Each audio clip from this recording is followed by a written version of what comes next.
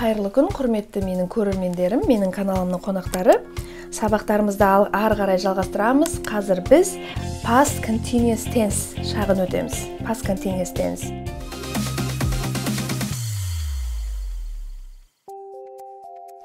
Бұл қандай шақ?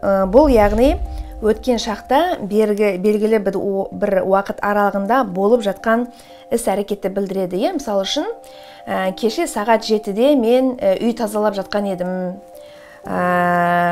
Кеше сен маған қоңырау шалғанда мен кітап оқып жатқан едім деген сияқты созылмалы іс-әрекетті білдіреді.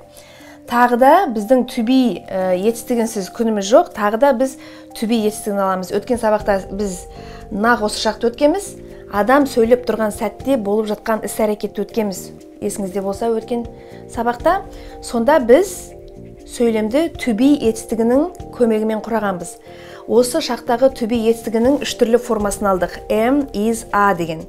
Ол формалар неге байланысты алынады? Сіздер оны білесіздер, адамның санына байланысты алынады. Бір адам айтып тұрма, немесе көп адам айтып тұрма. Соған байланысты алынады. Сонан кейін етістікке ең жалғауын жалғағанбыз. Мына past continuous tense'те тура солай жасалады. Тек to be'дің was, were деген өткен шақтағы формасын аламыз. Бұл форма сізге таныс. Өйткені біз өткен сабақтардың бірінде was, were'ге толығырақ тоқталған болатынбыз. Яғни, бірінші орында әдеттегідей subject тұрады. Subject дегеніміз зат есім, іс-әрекетті орындайтын адам. Одан кейін біз өткен шақтағы қандай да бір аралықта болып жатқан созылмалы іс-әрекет туралы айтып тұрғандықтан, сол адамдардың санына байланысты, егерде бір адам айтып жатса, was формасын аламыз to be'дің, ал көп адам болып жатса, көп адам туралы әңгіме болып жатса, were формасын аламыз, were, W-E-R-E деп жазылады, were деп оқылады, where деп айтпаймыз. Оны да есіңізге сақтаңыз. Одан кейін негізгі етістік тұрады. Ол етістікке ең жалғауын жалғаймыз. Бар болғаны осы. Мысал үшін, I was reading a book all day yesterday. I was reading a book all day yesterday. Кеше күні бойы мен кітап оқыдым. Кеше күні бойы мен кітап оқыдым. Так, енді сен кеше күні бойы кітап оқыдың ба деген сұрақты қалай қоямыз? Сұрақта кеше сен деп тұрмыз, сен, you. You болғанда to be'дің were формасы келетінін біз білеміз, яғни сол were-ні сөйлемнің ең басына апарып қоямыз. Өйткені бұл жалпы сұрақ. Were you reading a book all day yesterday? Were you reading a book all day yesterday? Сен кеше күні бойы кітап оқыдың ба? Егер күні бойы кітап оқысақ, yes, I was reading a book all day yesterday деп айтамыз. Егер кітап оқымасақ, no, I was not reading a book yesterday деп жауап береміз. Келесі.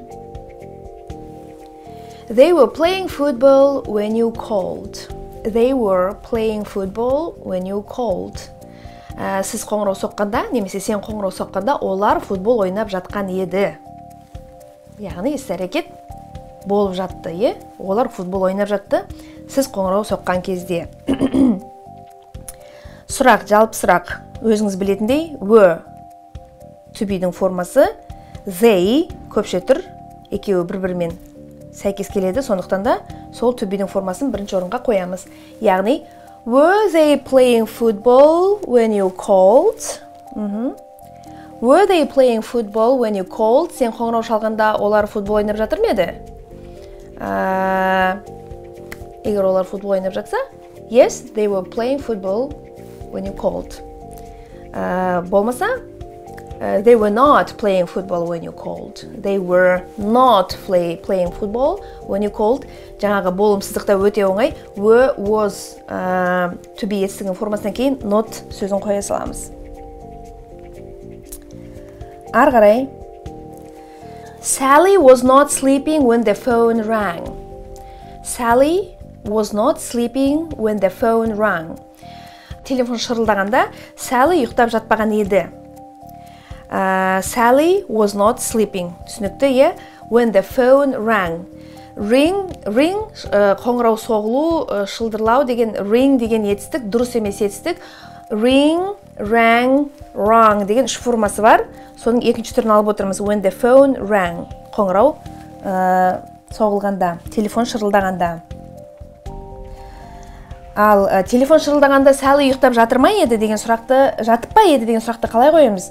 Сәли бізде кім? Ол үшінші жақ жекеше түр she деген категорияға жатады. Сондықтан да was'ды алып отырмыз, to be формасының. Яғни өзді Сәлидің алдына қоямыз. Was'ды.